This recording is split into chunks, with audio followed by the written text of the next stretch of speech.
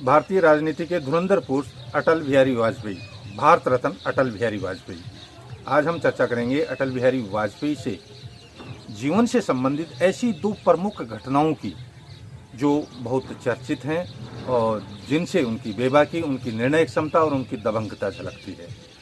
तो सबसे पहले हम चर्चा कर लेते हैं कि अटल बिहारी वाजपेयी 1999 में प्रधानमंत्री बने और 2004 तक उन्होंने अपना पूरा कार्यकाल संपूर्ण किया। इससे पहले वो 2 बार पहले भी प्रधानमंत्री बन चुके थे, जिसमें एक बार उन्होंने 13 दिन और एक बार 13 महीने तक कार्य किया, लेकिन इन दोनों कार्यकालों में वो कोई बहुत बड़ा काम नहीं कर पाए।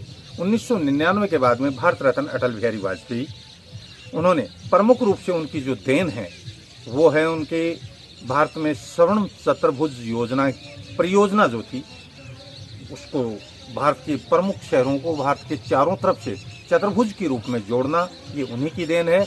उनकी इससे भी आगे की सोच थी भारत की जो प्रमुख नदियां हैं उनको आपस में जोड़ना, लेकिन किसी वजह से ये योजना अमल में नहीं लाई जा सकी। इसके अलावा 1999 में ही उनके प्रधानमंत्री बनते ही पाकिस्तान ने भारत की भूमि कारगिल पर कब्जा कर लिया था।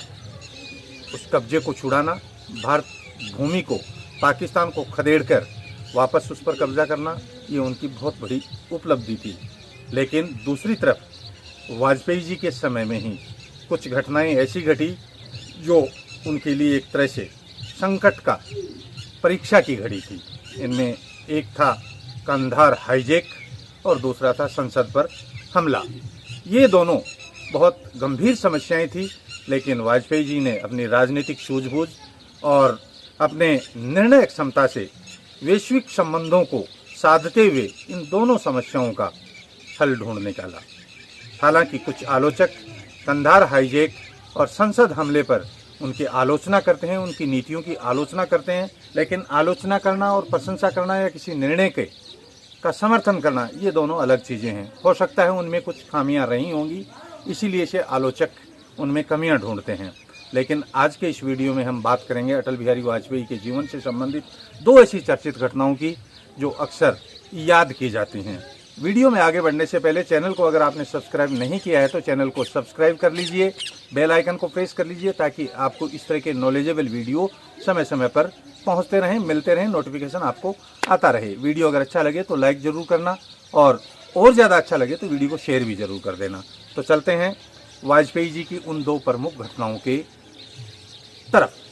सबसे पहले हम बात करेंगे 1999। 1999 में पाकिस्तान ने कारगिल की पहाड़ियों पर चुपके से, चोरी से कब्जा कर लिया और जब पता चला भारत सरकार को तो कब्जा वापस छुड़ाने के लिए भारत ने एक बहुत बड़ा युद्ध छेड़ दिया। हालांकि परिस्थितियां बड़ी विषम थी क्योंकि भारत के अनुकूल नहीं थी, लेकिन फिर भी भारतीय सेना ने अपना शौर्य प्रदर्शन करते हुए कुछ ही दिनों में पाकिस्तान के कब्जे से वो संपूर्ण इलाका वापस खाली करवा लिया। पहली घटना इसी दौरान की है जब कारगिल की चोटियों पर भारत ने अपनी वायुसेना को हमले करने के लिए हमले तेज कर दिए। तब पाकिस्तान बिल्कुल अपनी इस कारगिल पर अतिक्रमण की वजह से पूरे विश्व में अलग थलग पड़ गया, तो उसने अमेरिका का रुख किया और तत्कालीन राष्ट्रपति बिल क्लिंटन उनसे निवेदन किया कि वो भारत को सेनाएं पीछे हटाने के लिए बाध्य करें। लेकिन बिल क्लिंटन ने अपनी खुफिया एजेंसियों से, और उनको ये पता लग गया, दूसरी तरफ धीरे धीरे पाकिस्तान जब पिछड़ता जा रहा था युद्ध में, तो उसने परमाणु बम हमले की तैयारी कर ली थी।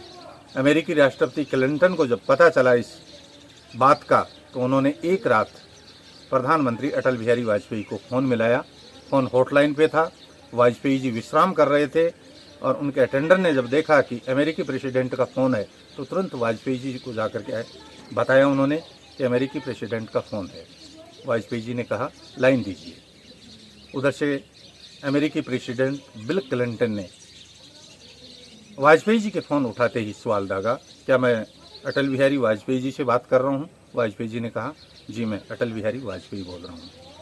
क्लिंटन ने औपचारिक अभिवादन के बाद उन्हें बताया कि आप युद्ध विराम कीजिए, सेनाएं पीछे हटा लीजिए, क्योंकि हमें ऐसी सूचनाएं मिल रही हैं कि पाकिस्तान परमाणु हमले की तैयारी कर रहा है।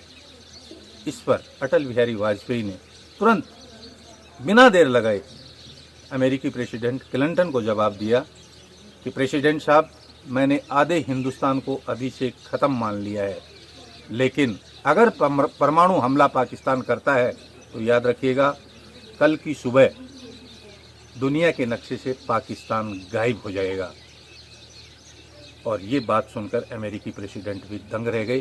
फिर बाद की कूटनीतियाँ ऐसी चली कि अमेरिकी राष्ट्रपति क्लिंटन ने नवाज शरीफ पर, तत्कालीन प्रधानमंत्री पाकिस्तान के, उन पर दबाव बना करके और युद्ध विराम करवाया और पाकिस्तान की इसमें बुरी तरह से हार हुई। ऐसे थे हमारे अटल बिहारी वाजपेयी, जिन्होंने अपनी एक एक इंच की ज़मीन के लिए न तो परमाणु हमले की परवाह की और न ही किसी तरह के नुकसान की कोई परवाह नहीं की। दूसरी घटना है 1999 की ही।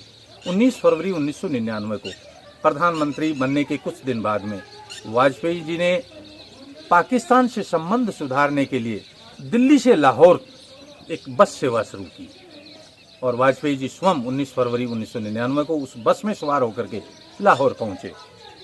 लाहौर पहुंचने पर उन्होंने वाजपेयी जी ने वहां के गवर्नर हाउस में बहुत ही शानदार भाषण दिया। उस भाषण की पूरे पाकिस्तान में बहुत प्रशंसा हुई। अगले दिन की मीडिया की सुर्खियों में वाजपेयी जी का भाषण छाया रहा और दुश्मन देश पाकिस्तान के लोग भी वाजपेयी जी के कायल हो गए, क्योंकि उनकी वाकपटुता, उनकी हाजिर जवाबी और उनका वक्ता कौशल बहुत ही उच्चतम दर्जे का था।